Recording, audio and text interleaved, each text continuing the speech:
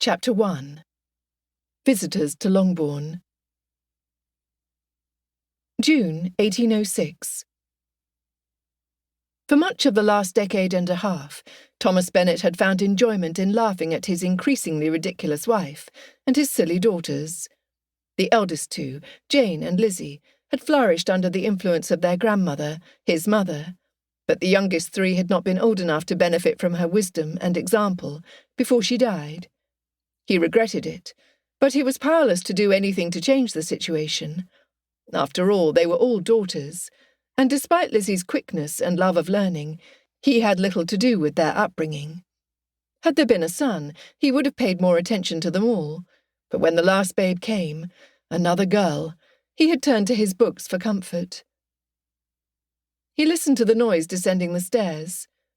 His two most sensible daughters were presently in London. Elizabeth was soon to turn 15, and Mrs. Bennet had insisted she and Jane visit their aunt and uncle to purchase a few new dresses to prepare for Elizabeth's entry into their local society. When Jane turned 15, Mrs. Bennet had insisted she be out, and had decided that when each child attained that age, she would follow. Unwilling to argue, since there were few men in the local area with whom to concern himself, he had given in to her pronouncement. Bennet believed the extravagance of new dresses from London to be unnecessary. Still, he permitted them to go to Edward Gardner, his wife's younger brother. Where the sister was nervous and silly, the brother was confident and sensible. A genial man, a helpful trait for a tradesman to have. The man had a knack for investing that left him rather well off. His warehouses were full to bursting. His wife, the daughter of a clergyman, was well able to assist Jane and Elizabeth in choosing suitable gowns, according to their tastes, while providing a genteel example for the girls. Frequently Gardner encouraged his brother Bennet to invest with him. However, other than turning over £100 for each daughter at their birth, Bennet had not availed himself of the offer. He was by nature an indolent man, and to do more would mean limiting his own purchase of books, or else dealing with the fuss his wife was sure to create if he suggested she restrain her spending. Since he had little desire to do either, he opted to do nothing, and pray that others would be there to care for his daughters and wife in the event of his death. However, today he was to enjoy the company of friends, two gentlemen from his university days. They were to come for a brief visit, stopping at Longbourn as they travelled north from London. His wife and youngest daughters were above stairs. He could hear his wife's shrill voice, even behind the closed door of his study. The younger girls were still full young to be in company. Mary was 13, Kitty, as she was known in the family, had recently turned 11, and Lydia was 9. Before her death, his mother had encouraged him to take the younger girls in hand, but he had not, and soon the money that might have been used for this purpose was claimed by his wife for some reason or another. He considered them as silly and ignorant as other girls, taking after his wife. The youngest girls, Kitty and Lydia, had few interests outside of fashion. The idea of flirting and courtship intrigued them already, because Mrs. Bennet had filled their heads that the ultimate goal of their lives was to capture a wealthy husband. Her primary concern in life was to ensure all her daughters married well, so they could care for her. Mary attempted to appear as more, studying the scripture and other religious texts with a tendency to moralize. To Bennet, however, all of this was a source of amusement. He neglected his wife and daughters, preferring to sit in his study with his books as company. He did enough on the estate to ensure that their income did not decline, and spent some time training his second daughter to assist him. This was done more to free up his own time for his reading, since Lizzie enjoyed walking and talking to the tenants. However, he did not allow her to implement any of her suggestions for improving the estate. In the midst of these musings, his friends were announced. "Mr. George Darcy, Mr. Fitzwilliam Darcy and Mr. James Livesey are here to see you, sir," the housekeeper said, as she showed the gentlemen in. "Darcy, Livesey, how pleased I am to see you. Darcy, is this young man your son? It is hard to believe either of us is old enough to have already raised a child to adulthood." Bennet invited his guests to take a seat, wherever they could find one amid the chaos of his study.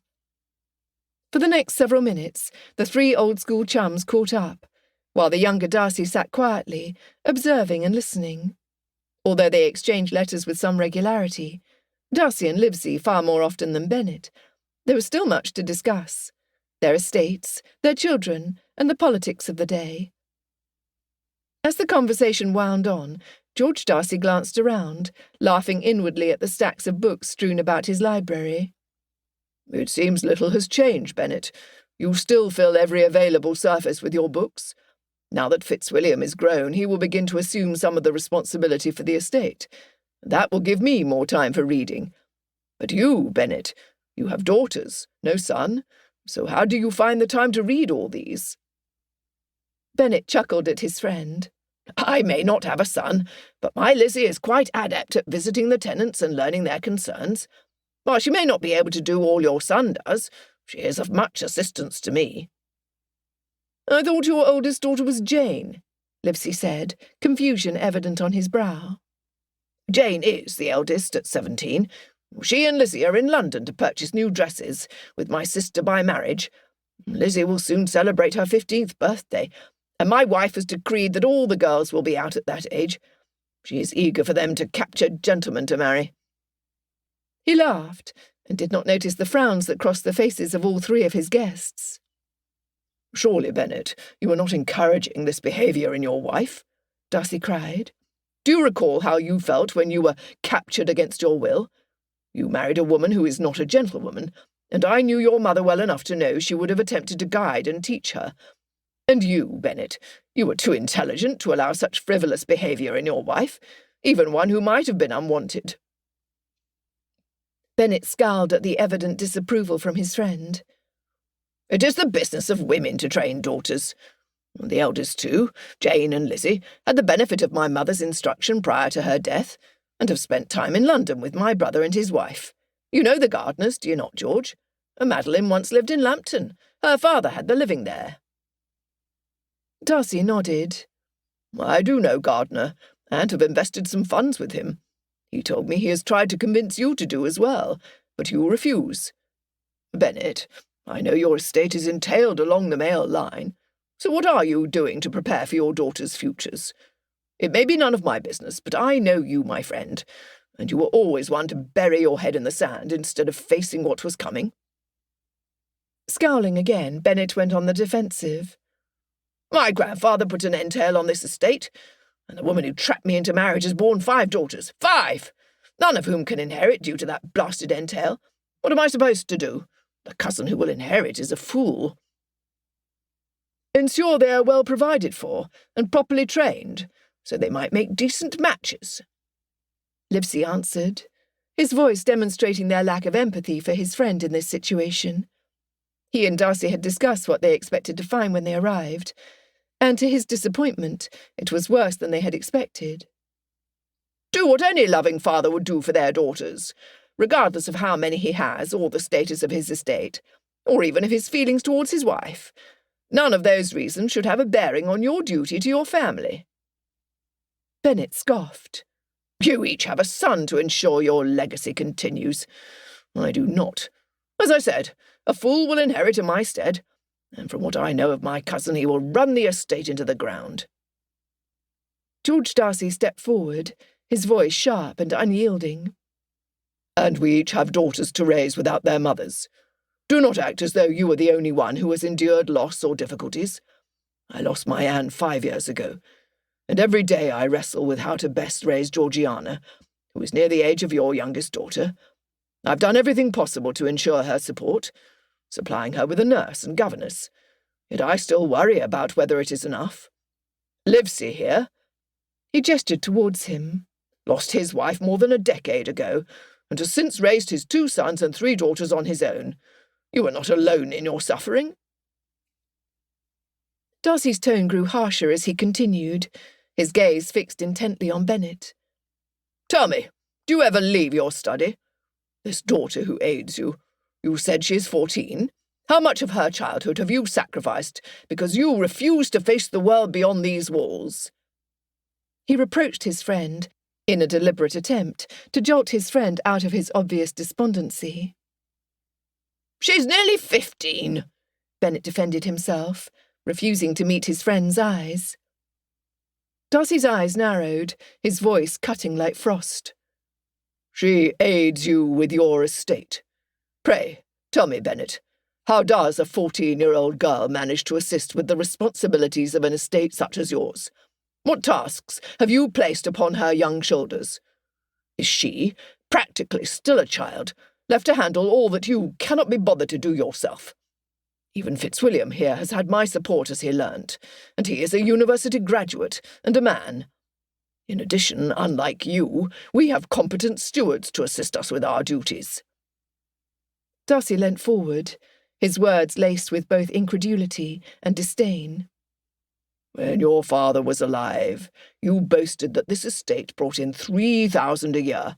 Is that still true, or has your neglect eroded even that? Bennet frowned, his tone sour. It is less. Last year, the estate brought in only 2,000. It has brought in that amount for the last several years. Livesey's expression darkened, his voice sharp. How have you lost a third of the estate's income? A poor season or two I could understand, but last year should have been a prosperous one. I must echo my friend's question. When was the last time you stepped out of your study to see to your responsibilities?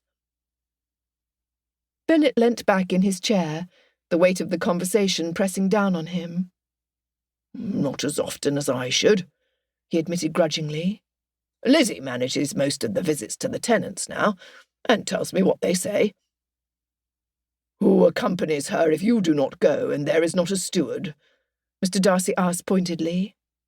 She's traipsed through these fields since she was a child, and likely knows them better than many of our servants and tenants, Bennet said, waving the question away. The younger Darcy, who had been quietly observing the exchange between the older gentlemen, suddenly looked aghast. She visits the tenants alone? He blurted out, his voice filled with disbelief. Does she not have a steward, or at least a footman, to accompany her when she visits your tenants? Even at Pemberley, where I know every tenant and servant personally, I would never encourage Georgiana to visit them alone. My mother certainly would never have attempted such a thing. The elder Darcy fixed Bennet with a hard gaze. You place her in a dangerous position, Bennet. Do you not care for your daughter's safety? Longbourn is not Pemberley, Bennet snapped at the younger man. Our estate is smaller, and I know my tenants well. None of them would harm her or allow her to be injured. Besides, Lizzie is fiercely independent, and has roamed these fields since she was a mere toddler. Were I to restrict her to the house, she would sneak out a window. When the younger Darcy bristled at this, his father placed his hand on his arm and turned to his friend. My son was raised understanding a gentleman's duty to the women in his life. You are correct. Pemberley is not Longbourn, and the tenants there are spread further apart. The countryside is also different. But still, I am astounded that the daughter you claim as your favourite is allowed to roam freely. Even at Pemberley, safe as it is, there have been an instance or two of someone from outside who came in intending to do harm. Enough, gentlemen. Surely you did not come only to lambaste me for my poor parenting and stewardship. He cast a wary glance at the two men, their apparent disapproval pressing heavily upon him. Although he had not seen either of them in years, and their communication had been limited to letters, he had long admired their character and principles, making their reproach all the more stinging. Sensing the tension, the gentleman allowed the conversation to meander into safer waters, discussing news of mutual acquaintances and exchanging light-hearted anecdotes. Yet it was not long before the topic turned back to the estate. Come, Bennet, Darcy said with an encouraging smile. We have much to catch up on, but it would do us all some good to stretch our legs before we spend the next few days confined to a carriage. Fitzwilliam and I are bound for Pemberley, and from there Livesey has another day or two before reaching Greenfield Manor in Lancashire. Bennet nodded, though his enthusiasm seemed muted. Ah, yes, Greenfield Manor. My Lizzie is enamoured with the idea of travel, and would revel in seeing either of your estates. Alas, I can no longer abide long journeys in a carriage. You know you would always be welcome, Livesey replied. The invitation had been extended many times over the years, without the other man's acceptance. A brief look passed between the three men. Each understood Bennet would never leave Longbourn for such a visit, regardless of how often they asked. Bennet cleared his throat and gestured towards the door. "Well, then, let us prepare for our ride. I will have Hill show you to your rooms, so you might change into something more suitable for riding. I shall do the same." He paused, glancing between the two men. "I assume you brought your own horses?" "Of course," Darcy said, standing. "I've been eager to see the state of your lands, Bennet. The fresh air and ride will do us good."